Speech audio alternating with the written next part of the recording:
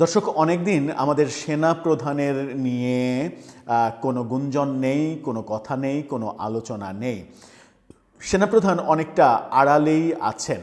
যে সেনাপ্রধান আমরা দেখেছি যে কিছুদিন আগে পর্যন্ত, বিশেষ করে 2025-এর শেষ দিক পর্যন্ত অনেক বেশি সরব ছিলেন। আরও স্পষ্ট করে বললে 2025-এর মাঝ বরাবর পর্যন্ত সেনাপ্রধান অনেক বেশি সরব ছিলেন। কিন্তু যখনই ব্যাপারটা তারেক রহমানের সঙ্গে লন্ডন বৈঠকে প্রফেসর ইউনূসের সঙ্গে একটা সেটেলমেন্ট হলো যে নির্বাচন ডিসেম্বরে না ফেব্রুয়ারিতে হবে, তারপর থেকেই সেনাপ্রধান অনেকটা আড়ালে চলে যান এবং প্রকাশ্যে তার কথা যেহেতু সরাসরি বাস্তবায়িত হয়নি, তিনি ডিসেম্বরের 31 তারিখের মধ্যেই ভোট চেয়েছিলেন এবং নতুন বছরে নতুন একটা সরকার দেখতে চেয়েছিলেন, নতুন বছরের প্রথম দিনে নতুন সরকার দেখতে চেয়েছিলেন, সেটা বাস্তবায়িত হয়নি। সেই প্রেক্ষাপটের পর থেকে আমরা সেনাবাহিনী প্রধানকে অনেকটা অন্তরালেই থাকতে দেখেছি এবং নানা কিছু ঘটে গেছে, নানা কিছু হচ্ছে। সেনা সদস্যদের আন্তর্জাতিক অপরাধ ট্রাইব্যুনালে বিচার হচ্ছে, সেই বিচার প্রক্রিয়াতে সেনাপ্রধান সায় দিতে পেরেছেন কিংবা সায় দিতে বাধ্য হয়েছেন, কিংবা তাকে অনেকটা সায় দিতে বাধ্য করা হয়েছে। সেনা কর্মকর্তাদের বিচার অনলাইনে করার জন্য আবেদন করা হয়েছে, সেটাও আদালত থেকে মানা হয়নি। সেনাপ্রধান সেনা সদস্যদের জন্য আলাদা গাড়ি, প্রিজন ভ্যান, এসি প্রিজন ভ্যানের ব্যবস্থা করেছেন, সেটা নিয়ে অনেকে বিতর্ক করার চেষ্টা করেছেন। জুলাই আন্দোলনের সঙ্গে যারা জড়িত তারা বলেছেন সাধারণ কয়েদিদের জন্য এক আইন, সেনা সদস্যদের জন্য আর এক আইন, এগুলো হতে পারে না। যেখানে মন্ত্রী এমপি সাবেক যারা, তারা সাধারণ প্রিজন ভ্যানে আসছে, সেখানে সেনা সদস্যরা কেন এসি প্রিজন ভ্যানে আসবে? এরকম নানা বিতর্ক দেখেছি এবং সেই সময়ের পর থেকেই মূলত সেনাপ্রধানকে একটু অন্তরালে থাকতে দেখেছি, আলোচনায় তিনি আসেননি। অনেকদিন পরে সেনাপ্রধান কথা বলেছেন নির্বাচন নিয়ে এবং আগামী নির্বাচনে সেনাবাহিনী অ্যাক্টিভ থাকবে। সেনাবাহিনী সরকারের চাহিদা মতোই কাজ করছে এখন মনে হচ্ছে। সেনা প্রধানের সঙ্গে সরকার প্রধানের যে দূরত্ব তৈরি হয়েছিল, সেই দূরত্ব আদৌ ঘুচেছে কিনা, নাকি সরকারের প্রধান নির্বাহীর আদেশ মানতে বাধ্য, এই হিসেবেই তিনি আদেশ মেনে যাচ্ছেন। এই প্রসঙ্গগুলো অনেকভাবে অনেকে আলোচনার চেষ্টা করেছেন। অতঃপর সেনাপ্রধানের মুখ থেকে আমরা নির্বাচন নিয়ে কথা শুনলাম। কি বলছেন সেনাপ্রধান নির্বাচন নিয়ে? আগামী নির্বাচন কতটা শান্তিপূর্ণ হবে, তিনি কি প্রত্যাশা করছেন? আদতেও শান্তিপূর্ণ হবে কিনা, যখন গতকালকে সরকারি পর্যায় থেকে স্বীকার করা হয়েছে নির্বাচনী সহিংসতা এখন পর্যন্ত 274টি ঘটনা ঘটেছে এবং 5 জনের মৃত্যুর ঘটনা ঘটেছে, যদিও টিআইবি বলছে 15 জনের মৃত্যুর ঘটনা ঘটেছে। চলুন একটু জেনে দেখি সেনাপ্রধান কি বলছেন নির্বাচন নিয়ে, যখন নির্বাচনের আর মাত্র 8 দিন বাকি রয়েছে। থাকবেন পলিটিক্স টিভির নিয়মিত আয়োজন। আমাদের সেনাপ্রধানের কথা, সেনাপ্রধানকে নিয়ে যথেষ্ট সমালোচনা অনেকে করার চেষ্টা করেছেন, যাচ্ছে তাই বাজে কথা অনেক রাজনীতিবিদ বলেছেন। আজকেও সেনানিবাসের গেটে জামাত নেতার সঙ্গে সেনা অফিসারদের তর্ক বিতর্ক এবং জামাত নেতার সেনাবাহিনীকে হেয় করার একটা ভিডিও রীতিমতো চাঞ্চল্যের সৃষ্টি করেছে। সেরকম একটা প্রেক্ষিতে সেনাপ্রধান নির্বাচন নিয়ে কথা বলছেন। কি বলছেন, গণমাধ্যম কি বলছে, এখন টেলিভিশনের শিরোনামটা দেখলেই বুঝতে পারবেন। সেখানে তিনি বলছেন নির্বাচন না হওয়ার কোনো সুযোগ নেই, অর্থাৎ নির্বাচন হবে কি হবে না যে প্রশ্ন চতুর্দিকে ঘুরছে। এখনও অনেকে বলছেন যে 6-7 তারিখের মধ্যে পাশার দান উল্টে যেতে পারে, অনেক কিছু হতে পারে। যুক্তরাষ্ট্র, যুক্তরাজ্য সহ বিভিন্ন শক্তিধর জায়গাগুলো থেকে এখনও বাংলাদেশে ইনক্লুসিভ রাজনীতির কথা বলা হচ্ছে। গত রাতেই একটা বড় খবর তৈরি হয়েছে, যুক্তরাষ্ট্র ভারতের উপরে শুল্ক কমিয়েছে, 50% থেকে 18%-এ নামিয়েছে। ভারত যুক্তরাষ্ট্রের বন্ধুত্ব আবার জোড়া লেগেছে। সেরকম একটা মুহূর্তে বাংলাদেশের নির্বাচনকে প্রভাবিত করার যৌথ প্রচেষ্টাও আমরা দেখতে পারি ভারত এবং যুক্তরাষ্ট্রের। সেই মুহূর্তে দাঁড়িয়ে সেনাপ্রধান বলছেন নির্বাচন না হওয়ার কোনো শঙ্কা নেই।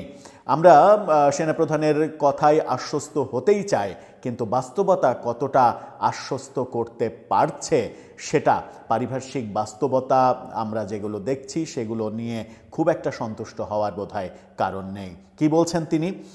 আসন্ন জাতীয় সংসদ নির্বাচন না হওয়ার কোনো সুযোগ নেই বলে মন্তব্য করেছেন তিনি। বলেছেন, একটি সুন্দর নির্বাচন আয়োজনে আমরা সক্ষম এবং আগ্রহী। সক্ষম এবং আগ্রহী ঠিক আছে। সেনাবাহিনীর পক্ষ থেকে তিনি আগ্রহ বোধ করছেন, কিন্তু সক্ষম কিনা সেই ব্যাপারে একটা সন্দেহ রয়েছে। কারণ যখন দেশের আইন শৃঙ্খলা পরিস্থিতি কোনোভাবেই নিয়ন্ত্রণ করা যাচ্ছে না, তখন সেনাবাহিনীর একার পক্ষে মাত্র আপনার সেনাবাহিনী যদি মাঠে থাকে 1-1.5 লাখ সদস্য, মাঠে থেকে এই আইন শৃঙ্খলা পরিস্থিতি কোনোভাবেই মোকাবেলা করা সম্ভব কিনা, সব মিলিয়ে যদি 5-6 লাখ সদস্য আইন শৃঙ্খলা রক্ষাকারী বাহিনীর সদস্য, এই 5-6 লাখ সদস্য কিভাবে 13 কোটি ভোটারকে কন্ট্রোল করা সম্ভব, 18-20 কোটি মানুষকে কন্ট্রোল করা সম্ভব, যদি না মানুষ নিজে থেকে নিজের মতো করে কন্ট্রোল না হয়, তাহলে সেটা একটা দুরূহ কাজ। তিনি বলছেন, নির্বাচন কমিশন, সরকার, প্রশাসন, পুলিশ, সেনাবাহিনী, বিমান বাহিনী, নৌবাহিনী সবাই আগ্রহী। সেখানে নির্বাচন না হওয়ার কোনো সুযোগ নেই। গাজীপুরে একটা অনুষ্ঠানে তিনি এই কথা বলেছেন। সেনাপ্রধান বলেছেন, কিছু আর্থিক লেনদেন হতে পারে মোবাইল ব্যাংকিংয়ের মাধ্যমে নির্বাচনকে প্রভাবিত করার জন্য। সহজ সরল একেবারে স্বীকারোক্তি। আমরা নির্বাচন কমিশনের সঙ্গে কথা বলেছি, কিছু ক্রিমিনাল থাকতে পারে, তারা ভোটারদের ভোট কেন্দ্রে যেতে বাধা দিতে পারে, সেটাও একটা দারুণ সত্য কথা বলেছেন। কিন্তু ভোটের দিন সবাই এ ধরনের অপরাধ করবে না। তিনি আরও বলেন, আমরা আশা করব আমার বাহিনী এদের বিরুদ্ধে ব্যবস্থা নেবে, আপনারা অ্যাকশানে যাবেন, অপরাধ করলে সেই অনুযায়ী শাস্তি দেবেন। ত্রয়োদশ জাতীয় সংসদ নির্বাচন ও গণভোট উপলক্ষে এদিন গাজীপুর জেলা পরিদর্শন করেন সেনাপ্রধান। নৌবাহিনী প্রধান, বিমান বাহিনী প্রধান তারাও উপস্থিত ছিলেন। সফরের অংশ হিসেবে বাংলাদেশ ধান গবেষণা ইনস্টিটিউটের সম্মেলন কক্ষে সেনা, নৌ ও বিমান বাহিনীর ঊর্ধ্বতন সামরিক কর্মকর্তাদের পাশাপাশি বেসামরিক প্রশাসন ও আইন শৃঙ্খলা রক্ষাকারী বাহিনীর ঊর্ধ্বতন কর্মকর্তা এবং বিভিন্ন গণমাধ্যম কর্মীদের সঙ্গে মত বিনিময় করেন তিনি। এ সময় আসন্ন জাতীয় সংসদ নির্বাচনকে শান্তিপূর্ণ, নিরপেক্ষ ও সুষ্ঠুভাবে সম্পন্ন করার লক্ষ্যে আন্তঃপ্রাতিষ্ঠানিক সমন্বয় এবং সামগ্রিক নিরাপত্তা ব্যবস্থা নিয়ে আলোচনা হয়। তিন বাহিনী প্রধান পেশাদারিত্ব, নিরপেক্ষতা, শৃঙ্খলা, ধৈর্য ও নাগরিক বান্ধব আচরণের মাধ্যমে দায়িত্ব পালনের কথা বলেন। নির্বাচনের ব্যাপারে তিনি যখন আশাবাদ ব্যক্ত করছেন, তখন নির্বাচন নিয়ে বহু বিতর্ক আসছে। বিশেষ করে পোস্টাল ব্যালটের ভোট নিয়ে ইতিমধ্যেই বিতর্ক শুরু হয়েছে। বিদেশ থেকে 5 লাখ মতো পোস্টাল ব্যালট ফিরে এসেছে ভোটদানের কর্মসূচি শেষ করে। সেগুলোর নিরপেক্ষতা নিয়ে প্রশ্ন উঠছে।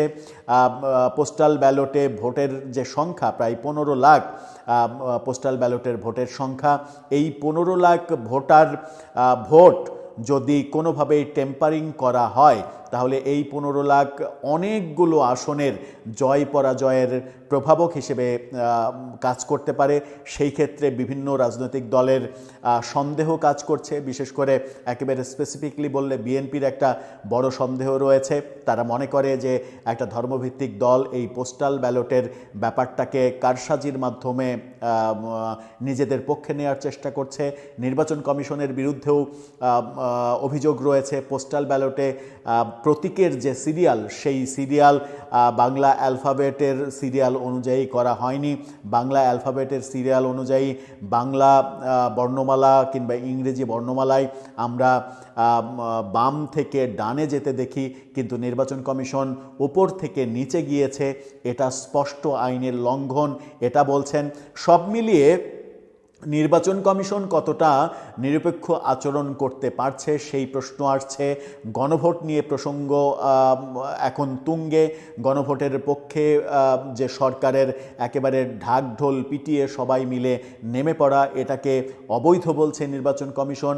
মাঝপথে এসে এই ব্যাপারটা বলাতে এর আগে যে প্রচারণাগুলো করা হয়েছে, এটার পেছনে যে খরচ করা হয়েছে, কাঁড়ি কাঁড়ি টাকা নষ্ট করা হয়েছে, সেগুলোর কি হবে, এই নানা প্রশ্নের প্রধানের মুখে নির্বাচন কতটা স্বতঃস্ফূর্ত, কতটা নিরপেক্ষ, কতটা শান্তিপূর্ণ করা সম্ভব সেই প্রশ্ন যখন আছে, তখন আমাদের সেনা প্রধান তিনি আশ্বস্ত করছেন নির্বাচন শান্তিপূর্ণ হবে।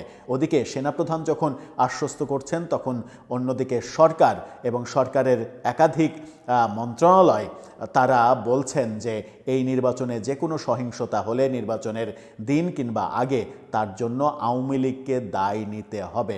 অথচ টিআইবির রিপোর্ট অনুযায়ী এই নির্বাচনের তফসিল ঘোষণার পরে যে 15টি মৃত্যুর ঘটনা ঘটেছে, এর একটির সঙ্গেও আওয়ামী লীগের কোনো যোগসাজশ নেই।